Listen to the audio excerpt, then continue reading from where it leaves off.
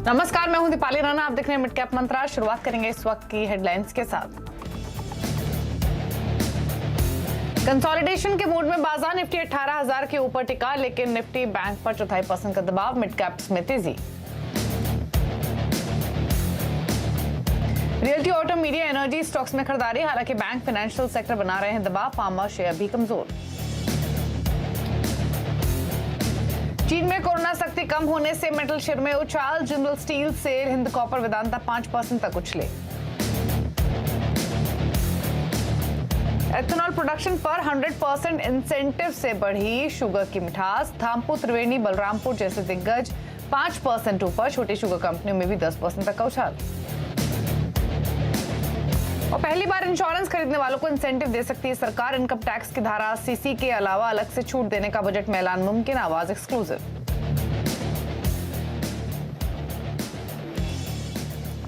आप देख रहे हैं मिड कैप मंत्रा और बाजार का मूड आज कंसोलिडेशन भरा है। कल की एक जोरदार रिकवरी के बाद आज मार्केट ऊपर खुले जरूर, लेकिन ऊपरी स्तर से फिसल कर अब एक दायरे में कारोबार करते हुए आपको दिखाई देंगे। ऑल्दो निफ्टी पूरी कोशिश कर रहा है 18,000 के ऊपर बने रहने की। निफ्टी बैंक लाल निशान में दिखाई देगा, लेकिन आउट परफॉर्मेंस दिख रही है आज मिड कैप्स में, जहां 200 अंकों के आसपास की मजबूती आपको दिखाई देगी। इनफैक्ट निफ्टी बैंक तो अब डे लो पर आ चुका है, ऑलमोस्ट आधा % नीचे आपको दिखाई देगा। 132 अंकों की बढ़त मिड कैप्स में। स्मॉल कैप 70 अंकों पर कर रहे हैं ट्रेड। हालांकि दिन के ऊपरी स्तरों से सभी इंडाइसेस नीचे आए हैं। मिड कैप, स्मॉल कैप भी अपनी बढ़त को थोड़ा सा वहां पर हल्की होती हुई बढ़त आपको दिखाई देगी। तो चलिए फटाफट से इस वक्त के संकेत देख लेते हैं, उसके बाद बात करेंगे बाजार की बड़ी बातें आपको बताएंगे। इंडेक्स पर भी स्ट्रैटेजी लेंगे और इस समय की क्यूज एक बार देख लेते हैं। तो एशियन मार्केट्स पर नजरें रहेंगी, जहां पर मिला जुला ट्रेंड आज देखने को मिल रहा है। हांगकांग के बाजार आधा % नीचे हैं। निकेई कॉस्पी में आपको आधा % की मजबूती दिखाई देगी। शंघाई का बाजार 1% ऊपर है। तो एशियन मार्केट्स थोड़े से मिक्स्ड हैं। चाइना में अनलॉक की खबरों के बीच में हमने सेलेक्ट बाइंग देखी है इंटरनेशनल मार्केट्स में भी। अमेरिका के फ्यूचर्स 153 अंक ऊपर है। डाउ फ्यूचर्स, नेस्डेक का फ्यूचर 76 अंक ऊपर है, यानी परसेंटेज टर्म्स में आधा % की बढ़त के साथ अमेरिका के फ्यूचर्स कर रहे हैं कारोबार। तो ऐसे में अब तक बाजार में हुआ क्या है, बड़ी बातें आपके सामने लेकर आते हैं। तो एक कंसोलिडेशन बाजार पर हावी, 18,000 के ऊपर बना हुआ है निफ्टी। बैंक निफ्टी अब ऑलमोस्ट आधा % नीचे है और मिड कैप इंडेक्स में करीब अब 130-140 अंकों की बढ़त देखने को मिल रही है। पीएसयू बैंक स्टॉक्स अभी भी जोश में है। साथ ही चीन में जो कोविड सख्ती कम हुई है, उससे हमने मेटल्स में चमक देखी। सबसे ज्यादा बढ़ने वाला इंडेक्स आज मेटल ही है और इंडेक्स 3% ऊपर कारोबार कर रहा है। कुछ और पॉकेट्स देखेंगे तो sugar, realty, energy, auto stocks यहाँ पर तेजी देखने को मिल रही है आज के सेशन में। तो ये है फिलहाल अब तक की बड़ी बातें। तो ऐसे में क्या व्यू बन रहा है रिमेनिंग सेशन के लिए, उस पर लेते हैं कमेंट्स एक्सपर्ट के। प्रकाशगाबा.com के प्रकाश गाबा हमारे साथ मौजूद हैं। गाबा साहब नमस्कार, स्वागत है आपका। पहले तो निफ्टी बैंक निफ्टी पर ही राय बताइए, रिमेनिंग सेशन के लिए क्या है? रिमेनिंग सेशन कुछ खास है नहीं। आज का लो और जो आज का हाई है वो काफी हद तक स्ट्रॉन्ग सपोर्ट और स्ट्रॉन्ग रेजिस्टेंस है। अगर ट्रेंड बनना है तो इन दोनों को पार करना पड़ेगा। फिलहाल ऐसा कुछ लगता नहीं है। 18,043 पे ट्रेड कर रहा है निफ्टी स्पॉट। हो सकता है थोड़ा अप मूव मिले, लेकिन आज एक्सपायरी भी है, वीकली एक्सपायरी है फाइनेंशियल निफ्टी की, तो हो सकता है दायरे में बंद हो। बैंक निफ्टी की बात करें तो वहां पर भी वैसा ही हाल है। सपोर्ट करीब 42,400 के आसपास है, लेकिन स्टिफ रेजिस्टेंस 42,700 पे है। इस दायरे में ही चलता रहेगा लगता है। ऐसे कुछ ट्रेंड मिसिंग है। ओके, ठीक है। तो इंडेक्स छोड़ देते हैं, स्टॉक्स पर फोकस कर लेते हैं। गाबा साहब कुछ ट्रेड्स निकाले हैं आपने? या मुझे ऑरोबिंदो फार्मा अच्छा लगता है। पॉसिबल है कि यहाँ से एक अप मूव मिले। इतना कह सकते हैं कि 441 पे ट्रेड कर रहा है और स्टॉप लगाकर चले तो करीब 435 का स्टॉप लगाना पड़ेगा, ज्यादा नहीं, 38 का। ऑन द अपसाइड 450 पॉसिबिलिटी है। तो यहाँ पर अगर चल जाए तो ये ऑरोबिंदो फार्मा चल सकता है। और दूसरा है डिक्सन टेक्नोलॉजी। यहाँ पर थोड़ी तेजी नजर आती है। ट्रेड कर रहा है 3930 पर। पॉसिबल है कि 4020 देखने को मिल सकते हैं। स्टॉप होगा करीब 3900 का डिक्सन टेक्नोलॉजी।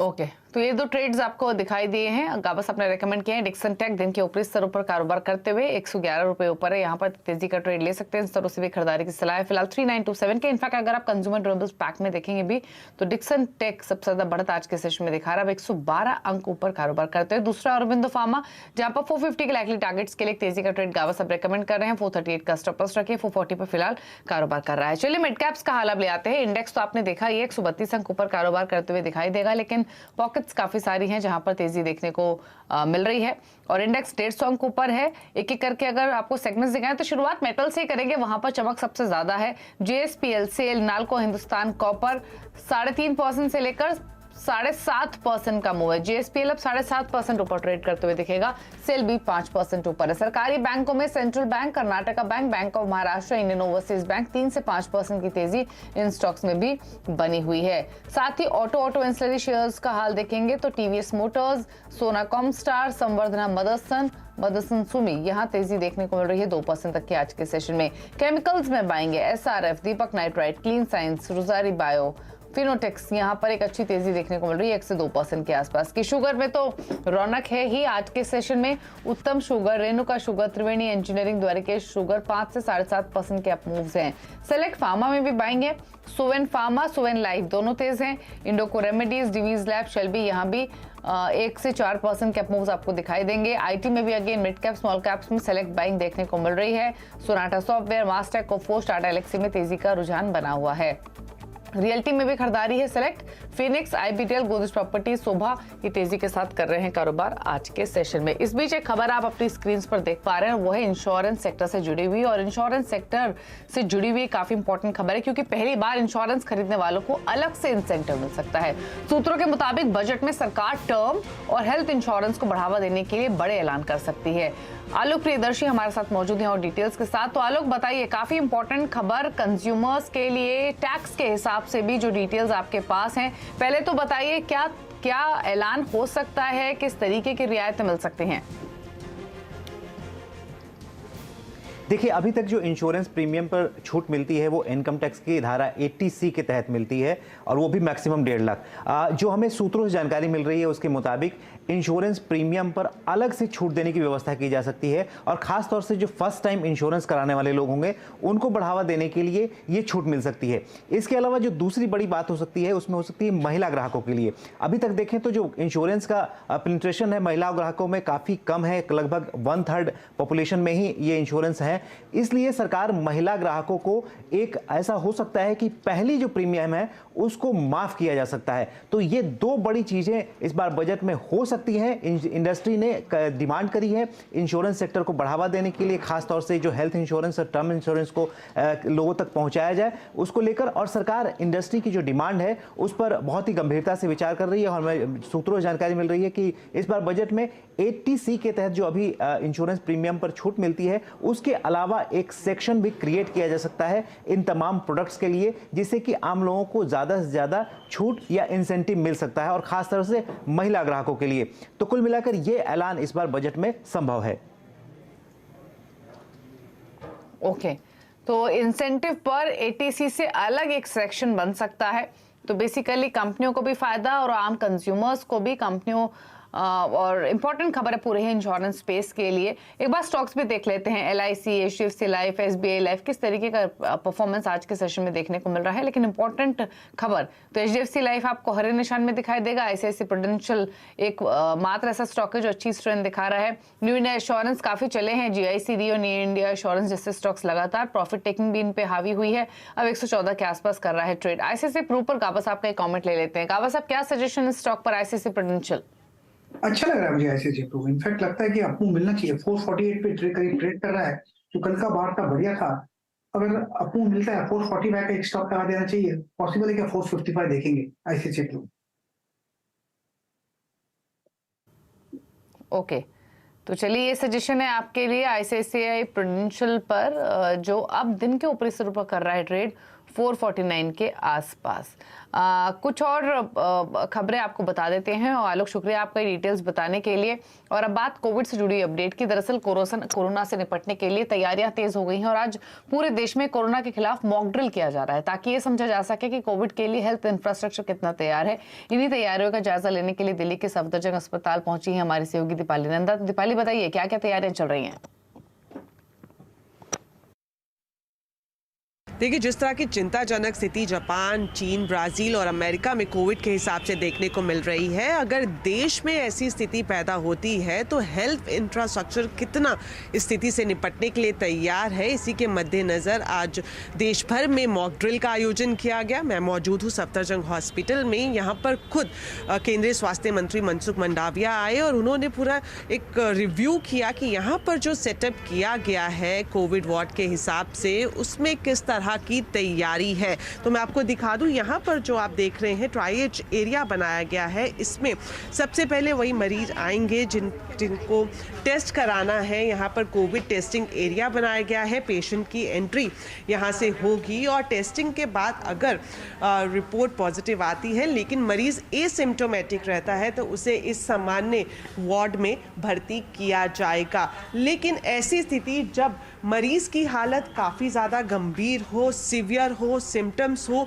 तो उस स्थिति में किस तरह का इंतज़ाम किया जाए, तो इसके लिए यहाँ पर अलग से आईसीयू वार्ड बनाया गया है। सारी वार्ड इसको नाम दिया गया है। यहाँ पर जो मेडिकल फैसिलिटीज़ उपलब्ध हैं वो ख़ास तौर पर क्रिटिकल पेशेंट्स के लिए हैं। यहाँ पर जो बेड्स लगाए गए हैं वो ऑक्सीजन से लैस हैं और साथ ही साथ कुछ बेड्स ऐसे भी हैं जहाँ पर वेंटिलेटर की व्यवस्था की गई है। तो इन तमाम तैयारियों को मॉक ड्रिल के तहत आज मनसुख मंडाविया ने यहाँ पर जायजा लिया और करीब 1.5 घंटे तक उन्होंने यहाँ पर डॉक्टर्स और नर्सेज से भी बात करी और ये उम्मीद भी जताई कि जितनी भी ज़रूरत, चाहे वो आर्थिक तौर पर हो या फिर मेडिकल फैसिलिटीज़ के हिसाब से हो, केंद्र सरकार वो ज़रूर मुहैया कराएगी। साथ ही दीपाली, अगर हम नेजल वैक्सीन की बात करें तो उसको लेकर क्या अपडेट अब मिल रही है? ये कब और कितनी कीमत में मिलेगी? कोई जानकारी इससे रिलेटेड?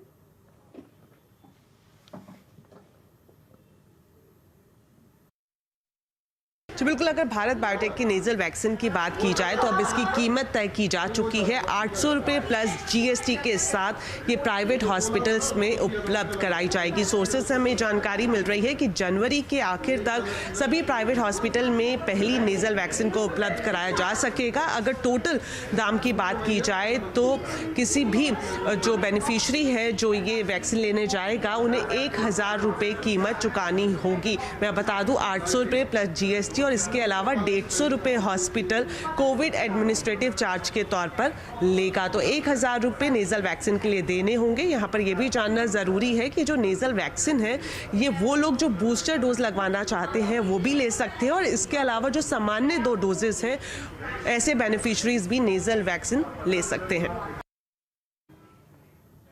तो इम्पोर्टेंट खबर, और 26 जनवरी यानी जनवरी के एंड से वैक्सीन मिलना शुरू हो जाएगी और 1000 के आसपास इसकी कीमत हो सकती है। शुक्रिया दीपाली नंदा ये डिटेल्स बताने के लिए। चलिए इसी के साथ एक ब्रेक के लिए रुक रहे हैं। ब्रेक के उस पर कुछ और स्टॉक्स पर करेंगे चर्चा, खिलाड़ी नंबर 1 का अपडेट भी लेकर आएंगे। चल वापस आते हैं। और साल 2022 बीतने को है। प्राइमरी मार्केट के लिए कैसा रहा ये साल? कौन से आईपीओ रहे सुपरहिट तो कौन से रहे फ्लॉप? आईपीओ का पूरा रिपोर्ट कार्ड लेकर सुमित मेहरोत्रा मौजूद हैं, बताइए। देखिए 2022 में आईपीओ की मार्केट 2021 के सामने थोड़ी फीकी जरूर थी। करीब 60,000 करोड़ रुपए के आईपीओ इस 2022 के दौरान आते हुए दिखाई पड़े, जबकि 2021 में यह आंकड़ा 1,10,000 करोड़ 1,20,000 करोड़ की रेंज में था। वहां से रफली आधे के आसपास आईपीओ आए। 36 आईपीओ इस साल में आए। आप अगर तलाशेंगे तो 60,000 करोड़, जिसमें अगर एफपीओ और उच्ची सोया को और मिला देंगे तो 64,000 करोड़ रुपए के आसपास के आईपीओ और एफपीओ आपको दिखाई पड़ेंगे। लेकिन ओवरऑल 36 आईपीओ, जिससे करीब 1,500 करोड़ रुपए गार्निश किए गए। इस पूरे आईपीओ के हिस्से का सबसे बड़ा हिस्सा एलआईसी के पास है। 35% अकेला इस पूरे आईपीओ बाजार में इस साल में अकेला एलआईसी ही लेकर चला गया, यानी कि 22,000 करोड़ रुपए के आसपास का जो आईपीओ है 21,000 करोड़ का वो एलआईसी का ही आया। तो ये टॉप 5 आईपीओ जो इस साल रहे हैं उसमें सबसे फंड के हिसाब से सबसे ऊपर LIC करीब करीब 21,000 करोड़ का मेगा IPO, अब तक की हिस्ट्री का सबसे बड़ा IPO, रिकॉर्ड IPO जो था वो आपने देखा। इसके अलावा डिलीवरी करीब करीब 5,500 करोड़ का IPO ये आया। अदानी विल्मर इस साल के शुरू में आया वो IPO, 3600 करोड़ रुपए के आसपास की रकम यहाँ जुटाई गई। वेदांत फैशन एक और IPO जो कि साल के शुरुआती हिस्से में आया था, 3150 करोड़ रुपए यहाँ पे जुटाएगा। और मिड पार्ट में फिर एंड पार्ट तक आते आते मेदांता का या फिर ग्लोबल हेल्थ का जो IPO था करीब करीब 2200 करोड़ रुपए यहां से जुटाएगा। तो ये टॉप 5 IPOs आपने इस साल में देखे। कैसे बेहतरीन IPOs है, इनकी परफॉर्मेंस सबसे बेहतरीन रही। अदानी विल्मर इशू प्राइस से लेकर अब तक करीब करीब 140% के आसपास तक का रिटर्न ये दे चुका है। हरिओम पाइप और वीनस पाइप 120% का रिटर्न यहां से आता हुआ दिखाई पड़ा इस साल के दौरान। इसके अलावा आप वेरांडा लर्निंग करीब करीब 80% का एक तरफा तेजी यहां थी और वेदांत फैशन 53% के आसपास की तेजी यहां पर भी आते हुए दिखाई पड़ी इसी साल के दौरान। सबसे ज्यादा कमजोरी किन IPOs में देखने को मिली, उसमें है एजिस ट्रांजैक्ट, करीब करीब 63% ये IPO के इशू प्राइस से नीचे आता हुआ दिखाई पड़ा। डिलीवरी रफली 33% के आसपास का डिक्लाइन यहां पर भी देखने को मिला इशू प्राइस से लेकर अब तक। उमा एक्सपोर्ट्स और आइनॉक्स ग्रीन, कुछ और ऐसे नाम जो कि 32 से 33% टूटते हुए दिखाई पड़े इशू प्राइस से लेकर अब तक। और LIC करीब करीब 27% का डिक्लाइन ये मेगा IPO में भी आता हुआ दिखाई पड़ा। लेकिन डिक्लाइन और ज्यादा था, लेकिन कुछ पुल बैक के बाद अभी भी 27% नीचे कामकाज करता हुआ दिखाई पड़ रहा है। तो IPO मार्केट थोड़ा सा कमजोर जरूर इस साल देखने को मिला पिछले साल के कंपैरिजन में, लेकिन उम्मीद है कि अगले साल 1,40,000 करोड़ रुपए के बड़े IPOs लाइंड अप है। तो देखना होगा कैसी रहती है 2023 की पाइपलाइन। तो ये है फ्लैशबैक 2022 IPO मार्केट का। लेकिन आगे बढ़ते हुए अब खिलाड़ी नंबर 1 का अपडेट लेकर आते हैं। इस हफ्ते कैटलिस्ट वेल्थ के प्रशांत सावंत, मार्केट एक्सपर्ट अमित सेठ और आनंद राठी की मेहुल कोठारी के बीच मुकाबला चल रहा है।